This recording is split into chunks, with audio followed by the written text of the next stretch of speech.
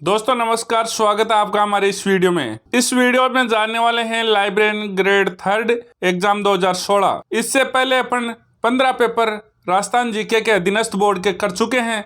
ये 16वां पेपर है। तो इसका पहला क्वेश्चन जो इस प्रकार से है, प्रबंध कोश नामक पुस्तक का लेखक कौन है? तो प्रबंध कोश नामक पुस्तक का लेखक राजशेखर है।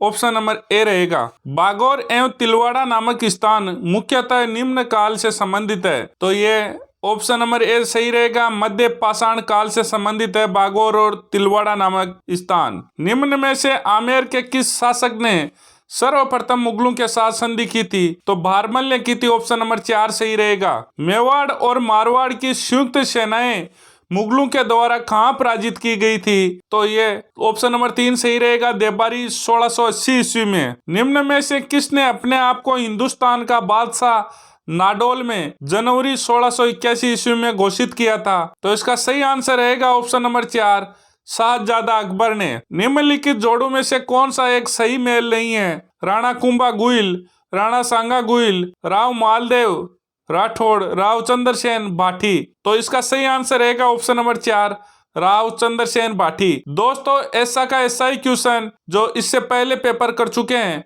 लैब असिस्टेंट, उसमें आया था। तो दोस्तों आपको ये पुराने पेपर पढ़ने से ये पता चलता है कि अधीनस्थ बोर्ड या आरपीएससी कहाँ से कौन सा क्वेश्चन दे रहा है। तो आपको उसके इर्द गिर्द ही देखना चाहिए।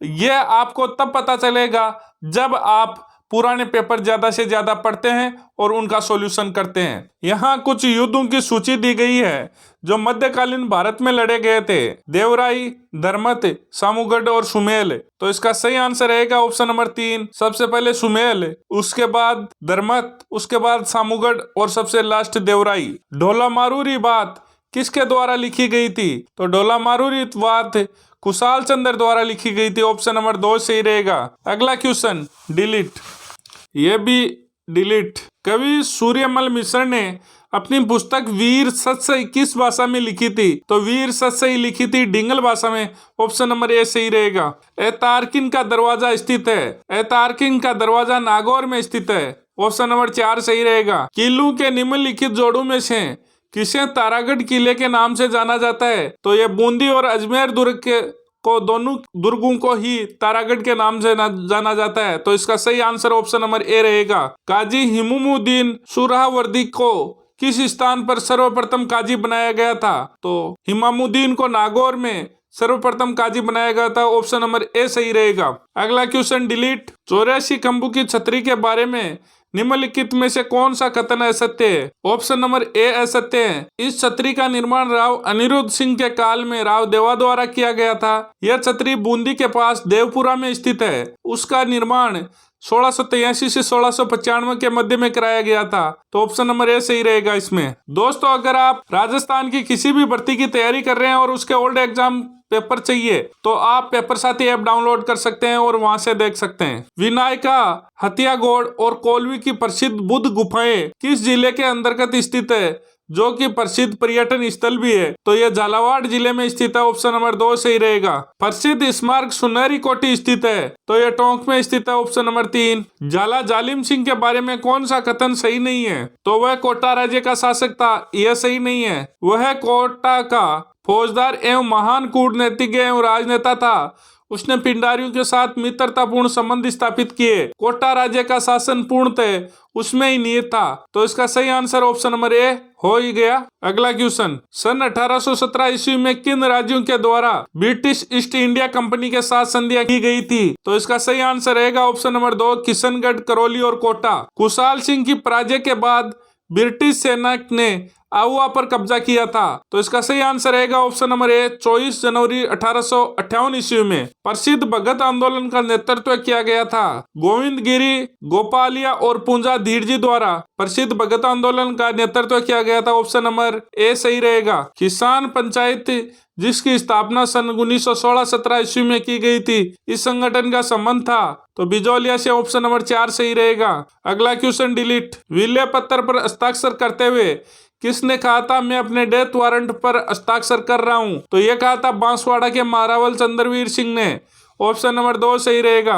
अगला क्वेश्चन डिलीट। राजस्थान के धरातलीय स्वरूपों के संबंध में निम्नलिखित में से कौन सा कथन गलत है? दक्षिणी बालू का मैदान तटीय सागर का अवशेष है। दक्षिणी पूर्वी पठार गोंडवाना लैंड का विस्तारित भाग है। अरावली एक वलित पर्वत श्रेणी है। उत्तर पूर्वी मैदानी सिंधु नदी द्वारा निर्मित मैदान का भाग है। तो ऑप्शन नंबर 4 सही रहेगा। राजस्थान में अफीम का उत्पादन निम्नलिखित में से किन जिलों में होता है? तो ये झालावाड़, कोटा और चित्तौड़गढ़। ऑप्शन नंबर 3 सही रहेगा। राजस्थान की मिट्टी के संबंध में निम्नलिखित में से कौन सा कथन सत्य नहीं है? थार मरुस्थल में ग्रेनाइट और बलुआ पत्थर शैलों से बलुई मिट्टी का निर्माण होता है। दक्षिणी भाग में ग्रेनाइट, नीस और क्वार्टजाइट शैलों से लाल लोमी मिट्टी का निर्माण हुआ है। दक्षिणी पूर्वी भाग में बेसाल्ट लावा के क्षरण से काली मिट्टी का निर्माण हुआ है। दक्षिणी भाग में फास्फेटिक शैलों के क्षरण से मिश्रित लाल मिट्टी का निर्माण हुआ है। तो इसका सही आंसर ऑप्शन नंबर 4 रहेगा। अगला क्वेश्चन डिलीट। राजस्थान के कुल क्षेत्रफल का कितना भाग थार मरुस्थल के अंतर्गत आता है?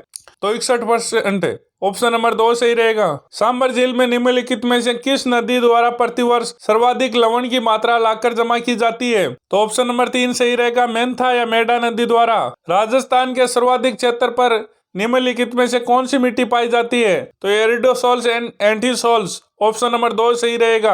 अगला क्वेश्चन। 23.5 डिग्री उत्तरी अक्षांश और 70 डिग्री पूर्वी देशांतर रेखाएं राजस्थान के निम्नलिखित में से क्रमशः किन जिलों से होकर गुजरती है? तो इसका सही आंसर रहेगा ऑप्शन नंबर 1 बांसवाड़ा और जैसलमेर से। राजस्थान के वे जिले जिनकी राजनीतिक सीमा भारत की किसी अंतर्राज्य और अंतर्राष्ट्रीय सीमा से नहीं लगती है? तो बूंदी, दौसा, राजसमंद और पाली, जोधपुर। ऑप्शन नंबर 3 सही रहेगा।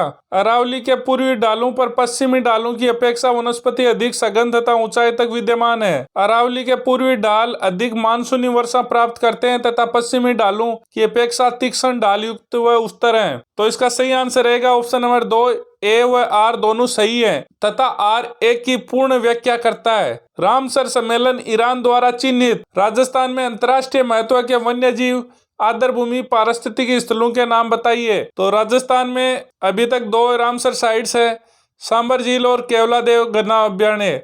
ऑप्शन नंबर 3 सही रहेगा।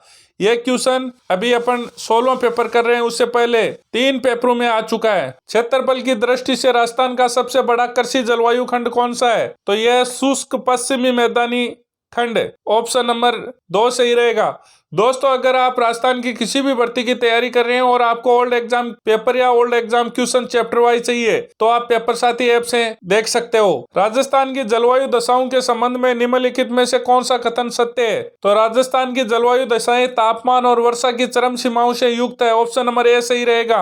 निम्नलिखित में से कौन सा युग्म सही सुमेलित नहीं है? इंदिरा लिफ्ट सिंचाई योजना सवाईमाधोपुर, जाखम परियोजना प्रतापगढ़, भीम सागर परियोजना बारां, सावन भादो कोटा। तो इसका सही आंसर ऑप्शन नंबर 3 रहेगा, भीम सागर परियोजना बारां। राजस्थान में शुष्क सागवान के वृक्षारोपण हेतु सर्वाधिक उपयुक्त जिले हैं? तो डूंगरपुर, बांसवाड़ा और उदयपुर। ऑप्शन नंबर 2 सही रहेगा। राजस्थान में निम्नलिखित में से किस प्रकार की वनस्पति नहीं पाई जाती है? तो एक उष्ण कटिबंधीय सदाबहार सदा रहित।